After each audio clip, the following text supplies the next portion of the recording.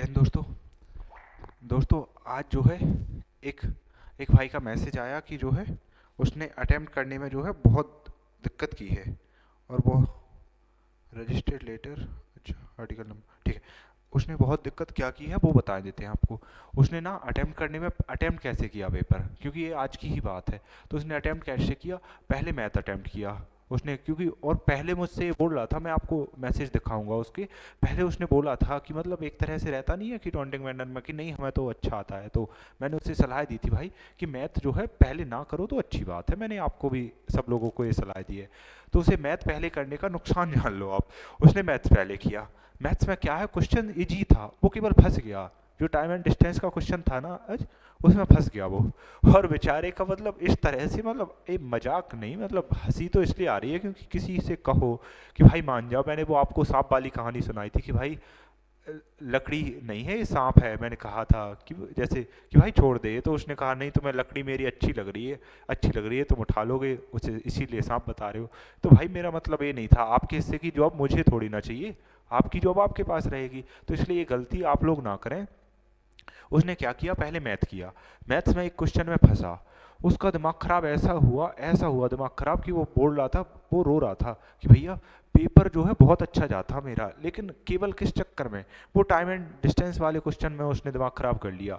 और कुछ नहीं, केवल वो क्रॉस काट गलत रहा था कि दो दो जगह गलत कर रहा था। एक जगह वो उन्हें जो जोड़ना था वो गलत कर रहा था, एक कम लिख रहा था, और जो काट रहा था इसलिए क्योंकि एक कम हो गया, मतलब ऐसी संख्या आ रही जो फ्रैक्शन में जा रही है। और वो बोल रहा कि भैया मैंने 4 बार क्वेश्चन किया और एक ही क्वेश्चन को कम से कम 4 बार करने में ही कम से कम 6 मिनट ले लिए मैंने, कि बार बार सोचते सोचते। और सोचो जब एक क्वेश्चन को 6 मिनट दे दिए, फिर 6 मिनट तो गए ही गए, दिमाग का क्या हुआ।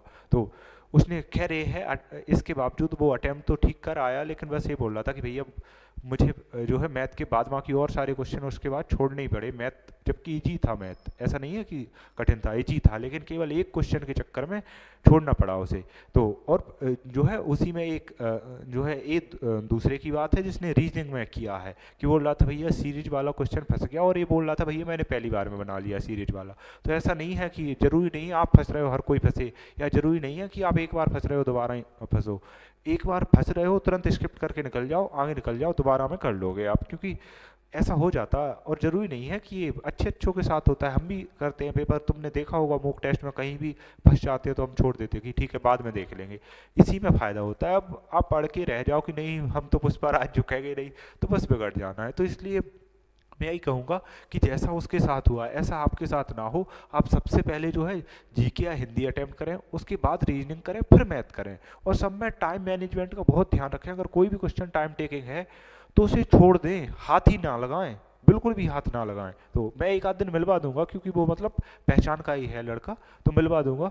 तो भाई अगर कोई भी क्वेश्चन ऐसा है जो मतलब लग रहा है कि ये भले ही सरल है लेकिन नहीं बन रहा, उसे स्किप कर दो, क्योंकि उसी में भलाई है। आप सोचो कि बिल्कुल करेंगे ही करेंगे, और उसमें अगर एक क्वेश्चन मान लो आप 5 मिनट देने के बाद कर भी लेते हो, तो ये कोई कौन सा अच्छा काम है या कौन सा समझदारी वाला काम है कि आप 5 मिनट दे के 2 नंबर पक्के कर रहे हो, जबकि 5 मिनट में एक पूरा आप हिंदी या जी के जैसे पूरे सब्जेक्ट को निपटा सकते हो।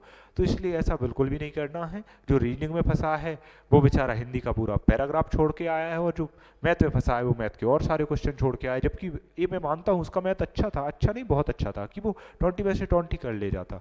लेकिन यही है कि फंसने का, आप अगर स्किप करना सीख गए, पेपर का यही है, पेपर सरल आ रहा है लेकिन स्किप करना जरूरी है। अगर कोई एक आध क्वेश्चन कठिन है तो स्किप करो उसे, समझ रहे हो, स्किप करना बहुत जरूरी है। अगर कोई भी क्वेश्चन हार्ड आ रहा है तो स्किप कर दो, सोच लो कि ये क्वेश्चन मतलब छोड़ आया ही नहीं है पेपर में, ऐसे सोच के कर लो, और फिर जैसे ही बाद में मौका मिले टूट पड़ो कर लो, और फिर दोबारा में वो हो भी जाते हैं, क्योंकि फिर माइंड ऐसा चलने लगता। और मैं बार बार कह रहा हूँ, जो वो भैया बोल रहा था जो रीजनिंग वाला था, वो बोल रहा था कि भैया मैंने मतलब उसके संग में था एक और भाई का, तो वो बोल रहा था कि भैया वो बोल रहा था कि मॉक टेस्ट की वीडियो देख लो पेपर से पहले, उससे क्या है मेंटली जो स्ट्रांग हो जाओगे आपकी, ऐसे सोचना है ऐसे करना है तो जल्दी हो जाएगा। तो इसलिए तो जबकि उसने नहीं देखा तो वो बोल रहा था कि भाई मैथ में मुझे बिल्कुल परेशानी हुई है, जबकि मेरे संग वाला सेम शिफ्ट में पेपर था और वो जो है मैथ मुझसे अच्छा बना के आया और कम टाइम में बना के आया, क्योंकि उसने ऑप्शन से बनाया, कहीं से भी देख के सीधा आंसर पे भागा है, क्योंकि क्वेश्चन पूरा पता चला, क्वेश्चन पूरी इतनी बड़ी लाइन का उसने पढ़ाई नहीं, सीधा आंसर ही देखा, संख्या देख के और सीधा आंसर। तो इसलिए अप्रोच आपको अभी लग रहा है, आप अगर एग्जाम देके अगर अच्छा गया तब तो अच्छी बात है, बेस्ट ऑफ लक, लेकिन अगर खराब गया तो फिर आपको पछतावा होगा कि भैया बोल भी रहे थे कि ये वीडियो देख लो तो आप ऐसे सोच सकते हो कि ऐसा, और एक नहीं कोई भी प्रैक्टिस सेट की वीडियो देख जाओ, आपको वो इम्प्रूवमेंट वाली सोच मिल जाएगी कि आपको ऐसा लगेगा थोड़ा बहुत कि नहीं यार इस तरह से क्यों नहीं किया जा सकता, थोड़ी सी अंदर से थोड़ी सी चुल तो मचेगी कि, तो इसलिए आप ऐसा करो, बिल्कुल ये करना उचित है। तो इसलिए आप कृपया करके पेपर ना बिगाड़ें, ये समझ लो पेपर एक बार बिगड़ने का मतलब ये है आप साल भर दोबारा जब जीडी आएगी और तब भी सरकार क्या भरोसा, किसका क्या भरोसा कि आगे अभी हो रहे हैं टाइम टू टाइम, हो सकता है और आगे मतलब समझ रहे हो। तो इसलिए जो जो है इसी बार में ले डालो, अगली बार के लिए कुछ मत सोचो, इसी बार यही सोचो कि मतलब जो कुछ है यही है, इसी बार में झोंक दो, अगली बार के लिए बिल्कुल नहीं, जी जान लगा दो। और कोई मतलब सोच अच्छी, सोच अपग्रेड कर लो। पेपर आपने अगर पढ़ाई की है तो पेपर निकलना स्वाभाविक सी बात है, लेकिन बहुत बच्चे ऐसे होते हैं जो बहुत पढ़ते हैं फिर भी पेपर नहीं निकलता, उनकी वजह एक ही है कि अप्रोच अच्छी नहीं होती। तो इसलिए अप्रोच अपना माइंड सेट ऐसा करके जाएं कि पेपर में, और पेपर में घबरा के बिल्कुल भी नहीं करें, ये सोचे कि अगर मेरा नहीं होगा तो किसी का नहीं होगा, और फिर उसके बावजूद मेरा होगा, किसी का नहीं होगा तब भी मेरा होगा, और सबका होगा तब भी मेरा होगा, ऐसी सोच रखें। कॉन्फिडेंस इतना रखें कि अगल बगल वालों को लगे कि ये तो ओवर कॉन्फिडेंस में है, लेकिन आपको लगे कि हाँ मैं कॉन्फिडेंस है मुझे, मैंने पढ़ा है, मेरी ऐसी अप्रोच है कि एग्जामिनर जैसा भी पेपर बना ले मैं सबसे ज़्यादा करके लेके जाऊंगा, ये नहीं कि 80 में से 80, लेकिन सबसे ज़्यादा।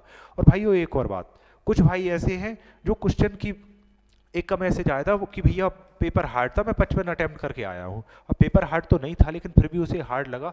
अब मान लो अगर वो 55 अटेम्प्ट करके आया, उसके 110 नंबर आ भी जाते हैं, अगर सरल शिफ्ट में एग्जाम होता है तब भी अगर नहीं बढ़े नॉर्मलाइजेशन में 110 पे, तो तब भी सिलेक्शन नहीं होना, अगर पूरे 55 में से 55 भी सही हो तो इसलिए ऐसा ना सोचे कि इतने आ रहे हैं और नहीं आ रहे हैं, तुक्का लगाएं। 1/8 की माइनस मार्किंग है, आपने बहुत लोग ये डाउट कर रहे हैं कि नहीं है नहीं है, 1/8 की कोई चेंज नहीं है, 1/8 की माइनस मार्किंग है, 8 पे 1 जा रहा है, सोचो कि मतलब फिर भी आप लोग इस तरह से कर रहे हो, तो कुछ तो सोचो, अच्छे से सोच समझ के, क्योंकि ये बार बार मौका नहीं मिलता पेपर देने का, मिल रहा है अभी तो उसका फ़ायदा उठाओ, और फ़ायदा इस तरह से नहीं कि ये पागलपंती में आ जाए, बाद में पश्चाताप के अलावा कुछ नहीं रहता।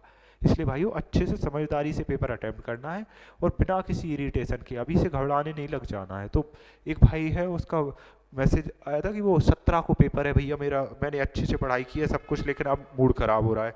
तो भाइयों ऐसा नहीं करना है आपको कि जो है अच्छे से जब पढ़ाई की है तो किस बात का मूड ख़राब, अच्छे से रहो, आराम से मस्त मौला रहो और पढ़ो, और जब एग्जाम है देखने जाओ आराम से मस्त मौला, किसी को कुछ बताई नहीं।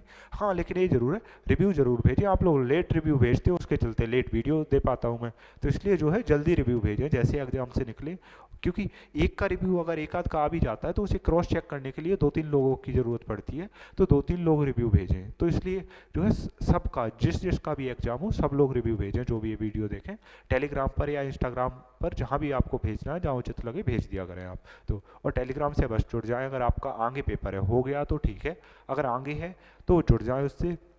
पहले तो एक ही आपको जो रिव्यू मिलता है वो देख लिया करें, और उसके अलावा जो 10 डेज सीरीज है वो कंप्लीट, क्योंकि अभी तक एक भी मेरे पास एक भी बच्चा ऐसा नहीं निकला जिसने कि मैसेज किया हो और उसने ये ना बोला हो, एक आध कोई होगा तो होगा, बाद बाकी मुझे नहीं लगता ऐसा कोई होगा कि भैया 10 डेज की वाले में से जो वो 500 क्वेश्चन थे ना, क्योंकि उनमें से क्वेश्चन ना आया हो, क्योंकि वो क्वेश्चन 15-15 बार आ चुके हैं, तो वो आगे भी आएंगे। एक क्वेश्चन जो फर्स्ट क्वेश्चन है वो 27 बार आ चुका, क्योंकि उसमें अपडेट नहीं किया, अपडेट अब 27 बार आ चुका। तो इसलिए जो है 10 डेज वाली सीरीज अवश्य कंप्लीट करें, जीके जीएस में निस्संदेह फायदा होगा।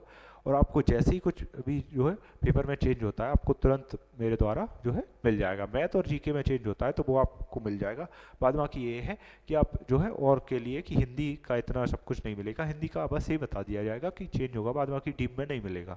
तो इसलिए हिंदी के लिए आप जैसा उचित लगे वैसे देखते रहें तो, और बाद बाकी मैथ्स और जीएस का जो है पूरा छोड़े रहें। चलिए भाइयों, तो जय हिंद जय भारत।